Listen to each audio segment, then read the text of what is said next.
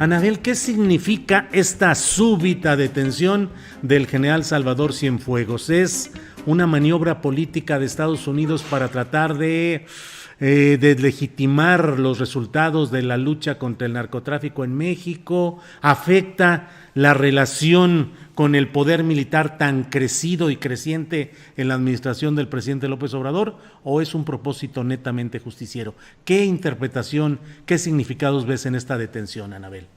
Bueno, la interpretación que le doy es que evidentemente cuando uno ve que es esta Fiscalía del Distrito Este de Nueva York la que está llevando este proceso, la que levantó los cargos contra Salvador Cienfuegos, cuando uno ve que es Michael Robotti y este otro fiscal, Richard Donahue, quienes están llevando esta acusación contra Cienfuegos, y cuando uno ve que estos dos fiscales, todo su equipo, son los mismos que llevaron la acusación criminal en contra de Joaquín Guzmán Loera, y son los que están llevando en este momento, llevarán a juicio a Genaro García Luna, Luis Cárdenas Palomino y Ramón Pequeño, Iván Reyes Arzate y los que se acumulen. Bueno, podemos ver que realmente esto no es una casualidad. Quien no lo quiere entender así, pues bueno, me parece que no está viendo el todo. Evidentemente se trata de un plan, de una cosa que va conectada a la otra. Chapo Guzmán, caso García Luna, caso Cárdenas Palomino y caso Salvador Cienfuegos, porque evidentemente cuando estamos hablando de que son los mismos fiscales los que están llevando el caso, es porque están empapados de la misma cosa. Y yo pienso que evidentemente aquí no termina el tema.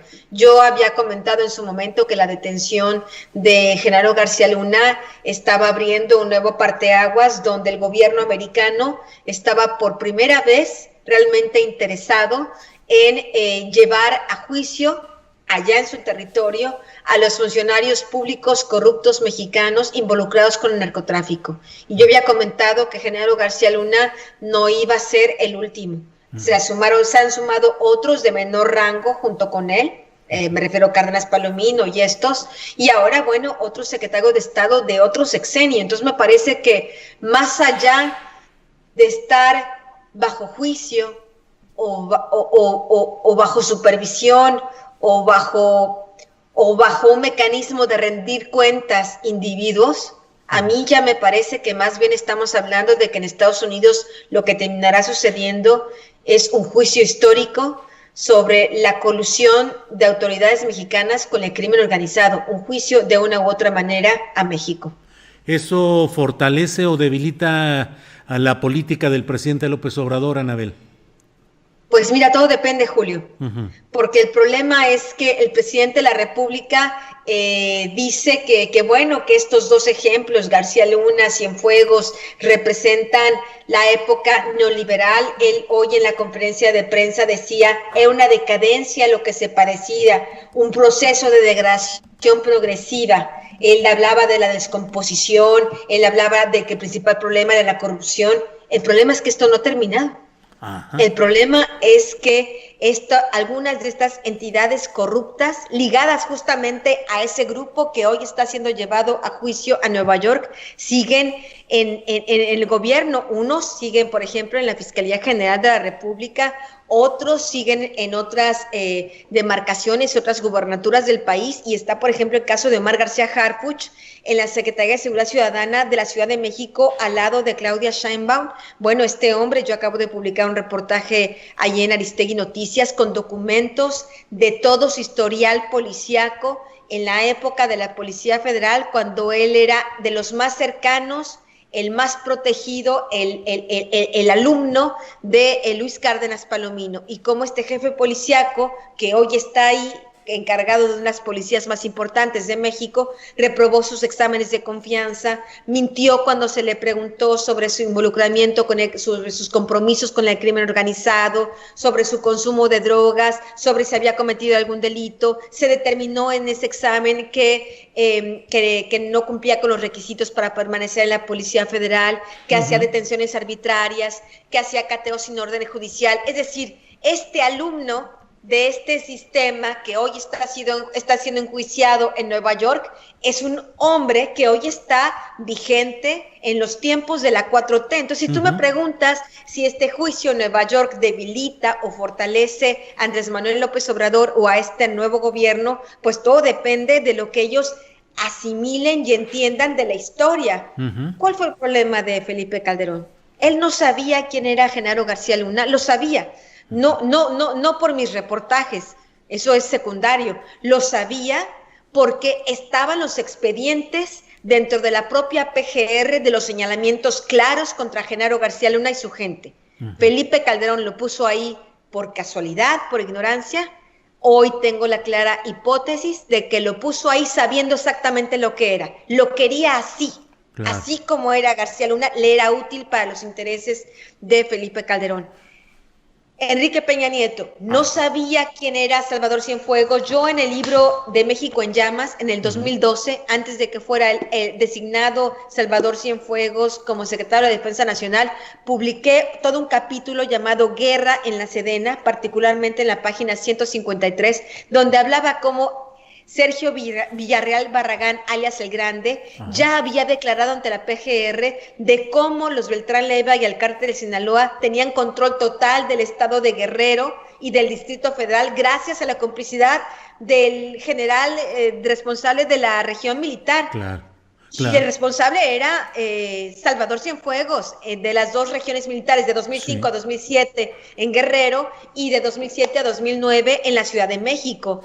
Ahora, Peña Nieto no lo sabía. Claro, Anabel. ¿Y el presidente López Obrador sabe quién es Luis Crescencio Sandoval? Pues eso no lo sé. Yo en particular, te soy honesta, yo no he investigado particularmente al general Crescencio. No lo he investigado en lo particular. No tengo información sobre el general Crescencio. Esa es la verdad. En las circunstancias en las que está hoy México, ¿puede generar esta detención del general Salvador Cienfuegos una turbulencia en la élite militar, una especie de rebelión de generales, un espíritu de cuerpo de sentirse afectados por lo de Cienfuegos, o no habría tal?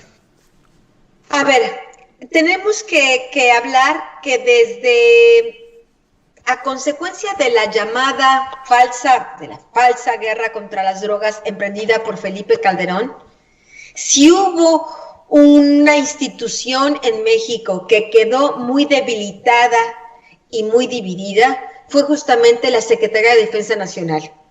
Tan es así que cuando se dio el momento de la sucesión, de que Enrique Peña Nieto decidiera quién iba a suceder a Galván en la Sedena, hubo una disputa, pues, ¿qué podemos decir? Pues intrafamiliar en las mismas filas del ejército, una disputa agresiva, una disputa donde hubo amenazas de muerte entre los generales que se estaban disputando esta posición, que era entonces el general Moisés García Ochoa, que en ese momento, habrá que decirlo, era el que tenía el historial más limpio, al menos de toda la camada de militares que se estaba disputando. Estaba el general Roberto Miranda, que había sido responsable de del Estado Mayor Presidencial en los tiempos de Ernesto Zedillo. Estaba un otro hombre, Oliver Sen, que era el responsable de inteligencia de la Secretaría de Defensa Nacional. Y bueno, estaba toda una guerra fratricida dentro del ejército para justamente buscar esta sucesión en el ejército. Estamos hablando de que el ejército está dividido. Si tú piensas que esta acusación contra Salvador Cienfuegos llega contra un ejército homogéneo, donde todos son hermanos, donde todos piensan que son confiables unos con otros, no. La realidad es que después de la guerra contra las drogas de Calderón, la falsa guerra contra las drogas, el ejército quedó muy dividido. Y Salvador Cienfuegos era parte de una facción. El ejército terminó dividido en diferentes corrientes. Y Salvador Cienfuegos representaba una de esas corrientes, una de las corrientes donde tenía una cercanía muy directa con Enrique Peña Nieto a través de un amigo de Enrique Peña Nieto, el empresario Jaime Camil, que quien realmente recomienda, impulsa a Salvador Cienfuegos y que finalmente gana en esta guerra fratricida dentro de la Sedena.